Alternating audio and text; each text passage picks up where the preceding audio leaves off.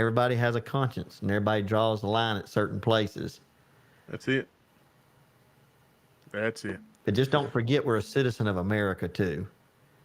And And by that's and by such, you're not violating God's will by voting for an imperfect candidate. That, I can't remember if I shared it in the comment section or not. If not, I'll do it again. Share, copy link. So let me read this. Let me read this one section. The biblical mandate for civic responsibility. The Bible presents a clear mandate for Christians to engage with the world around them, including participation in government. In Romans, Paul instructs believers to be subject unto the higher powers because the powers that be are ordained of God. This passage underscores that government authority exists under God's sovereignty, and by participating in civic duties, Christians acknowledge and respect God's order. In 1 Timothy, Paul urges believers to pray for kings and for all that are in authority, that we may lead a quiet and peaceable life in all godliness and honesty.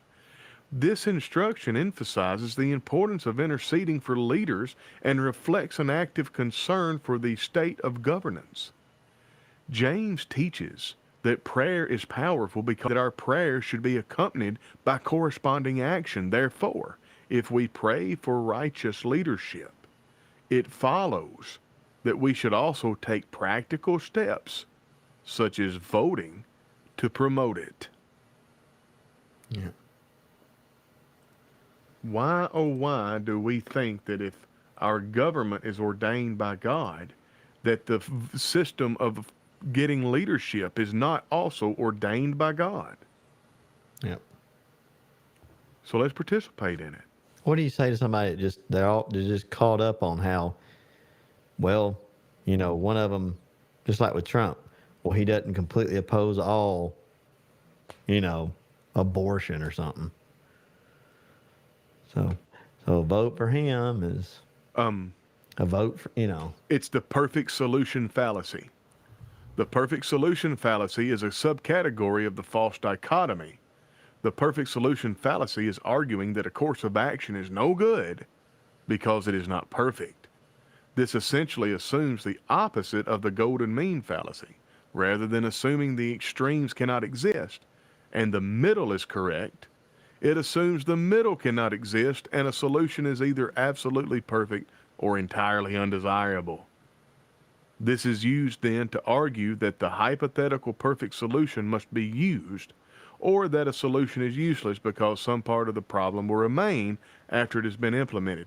If Trump gets in the White House, we're still going to have abortions. We're still going to have parents transing their children. We're still going to have people that hate Christianity. We're still going to have an issue with people coming into the country that shouldn't come into the country. It will be greatly mitigated. Yep. You're going to have that regardless. A vote for Kamala is a vote to raise the frequency of those things, and a vote for Trump is to lower the frequency of those things. What was that fallacy called again? You said The perfect solution fallacy. Yeah. Yeah. The perfect solution fallacy. Yeah.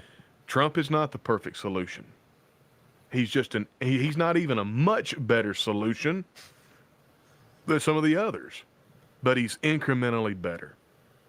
Yeah. I agree. That's what I would say to him, man. I agree. I like the way you put that. Brother, Might be the best part, in my opinion, of the whole show. But anyhow. well, it came from me, so I tend to agree with you, don't Yeah. I? How's that work, That buddy? that was my advice. Ha My name's Tony, and I'm not conceited. No, that's not right. What is that? I'm not. What's the opposite? I'm not prideful. Arrogant. I'm humble. I'm Yeah. the humblestest. Yeah. I'm the humblest person that you've ever seen come across your whatever you're watching. You remember Barney Fife's speech? He was getting ready. He thought he was going to win that award for being Oh, he related. laid it on thick. Yeah, and he said, "I'm choked up with humility, and I stand before you humble as I know how." So, and Andy walks in and he said, "Maybe you could stand to put one more humble in there." Yep. You remember that song? Oh Lord, it's hard to be humble when you're perfect in every way. I can't stand to look in the Yeah. mirror. I get better looking each day. To know me is to love me. I must be a heck of a man. Oh Lord, it's hard to be humble, but I'm doing the best that I can. Yeah. Folks, That's all we got. remember Peanut when you vote. Like, subscribe, and share. Consider supporting us. It's in the show notes. Follow us on Twitter, also or X, formerly known as Twitter. Follow us on Christianity